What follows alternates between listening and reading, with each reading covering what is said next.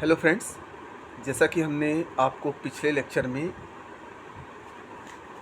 विधि के प्रश्न तथा तथ्य में अंतर बताया था और लायबिलिटी के बारे में बताया था, पर्सन के बारे में बताया था और लीगल स्टेटस ऑफ एनिमल्स के बारे में बताया था। आज हम इसमें स्टार्ट करने वाले हैं कि क्या एक पूर्ण पीठ दूसरी पूर्ण पीठ के निर्णय को उलट सकती है। Can a full bench be overruled by another full bench.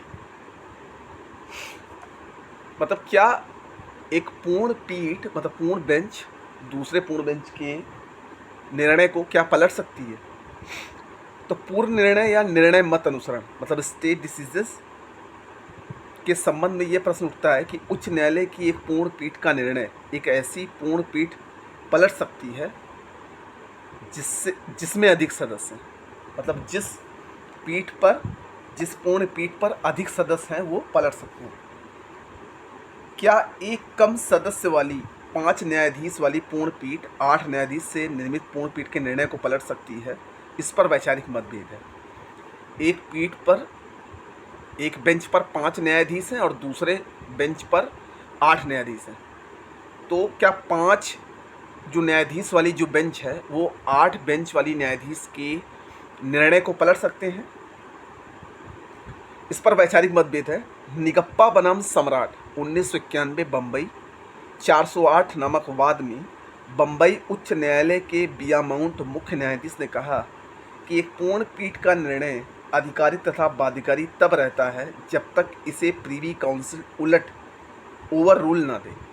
परंतु निसंदेह खंडपीठ के निर्णय को पूर्ण पीठ पलट सकती है।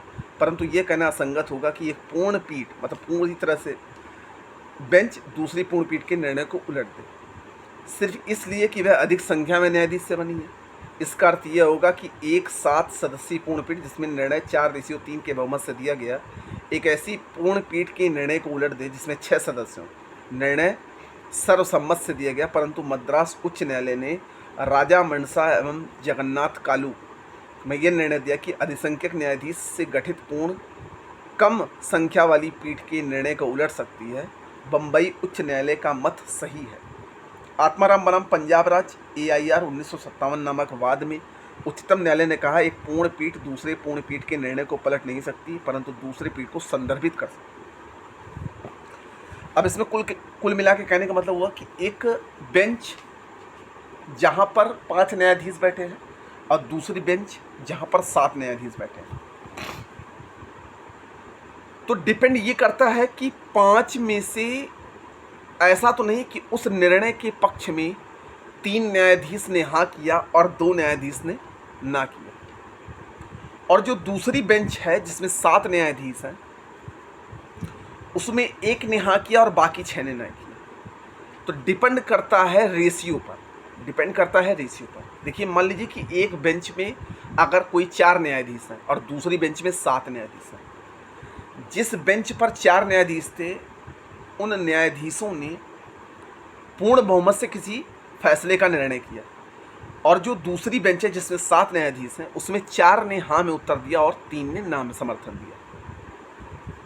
तो जो पहली बेंच है जिसमें 4 न्यायाधीश जिसमें उन्होंने पूर्ण बहुमत से निर्णय दिया, 7 वाला क्या उसके निर्णय को पलट देगा? बिल्कुल नहीं पलटेगा। ये डिपेंड करता है कि कितने समर्थन से निर्णय को सहमति दी गई है। तो ये कहना बिल्कुल गलत है। निर्णय को उलट नहीं सकती, लेकिन उसे संदर्भित जरूर कर सकती। अब इसमें आता है भविष्यलक्षी सिद्धांत क्या होता है।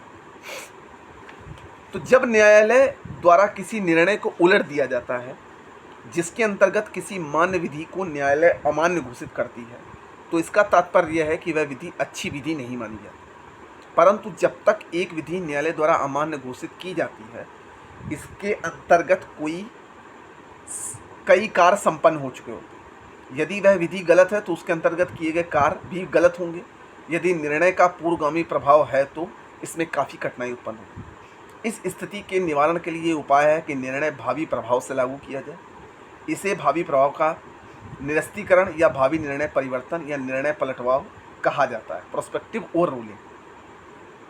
भारतीय उच्च न्यायालय ने इसे गोलकनाथ के बाद में लागू किया।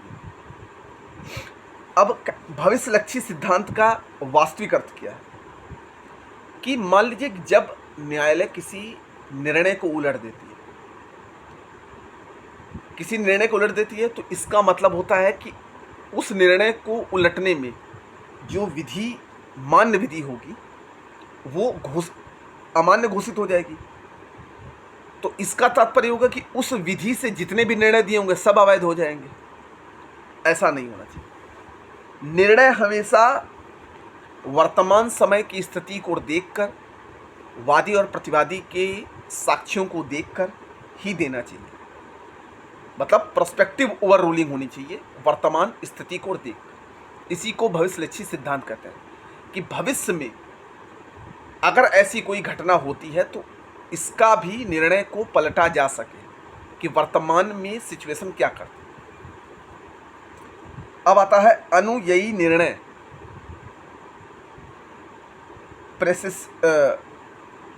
परसेसिव प्रेसिडेंट। तो अनुययी पूर्व निर्णय का अर्थ न्यायालय में एक ऐसे निर्णय से है जो दूसरे न्यायालय पर बाध्यकारी नहीं, एक ऐसा निर्णय जो दूसरे न्यायालय पर बाध्यकारी नहीं, परंतु ऐसे निर्णय सम्मान के योग्य हैं और ऐसे निर्णय को सम्मान के योग्य समझा जाता है। इस प्रकार एक उच्च न्यायालय का निर्णय दूसरे उच्च न्यायालय के लिए प्रेसेसिव प्रेसिडेंट है, मतलब एक अनुययी निर्णय है। एक राज्य के उच्च न्यायालय के निर्णय को दूसरे उच्च न्यायालय के निर्णय को मानने के लिए बाध्य नहीं। किसी राज्य का उच्च न्यायालय दूसरे राज्य के उच्च न्यायालय के निर्णय को मानने के लिए बाध्य नहीं। ये निर्णय आधिकारिक न होकर अनुययी पूर्ण निर्णय है। अनुययी पूर्ण निर्णय विधि के स्रोत नहीं है, मतलब अनुययी पूर्ण निर्णय जो है वो विधि के स्रोत नहीं है। इसी प्रकार आंग्ल न्यायालय तथा अमेरिकी न्यायालयों के निर्णय भारतीय उच्च या उच्चतम न्यायालय पर बाध्य नहीं है। ये उनके लिए अनुययी निर्णय है। तो ये उनके लिए अनुययी निर्णय है। ऐसा नहीं है कि अमेरिका की अदालत का जो निर्णय है वो भारत के उच्च न्यायालय के निर्णय को मानने के लिए बाध्यकारी होगा। तो इसी को अनुययी निर्णय बोला जाता है। तो आज के इस वीडियो में हमने ये आपको 3 टॉपिक समझाए। हम उम्मीद करते हैं कि आपको समझ में आया होगा। समझ में आया तो वीडियो को शेयर करिएगा। बाकी मिलते हैं नेक्स्ट वीडियो में।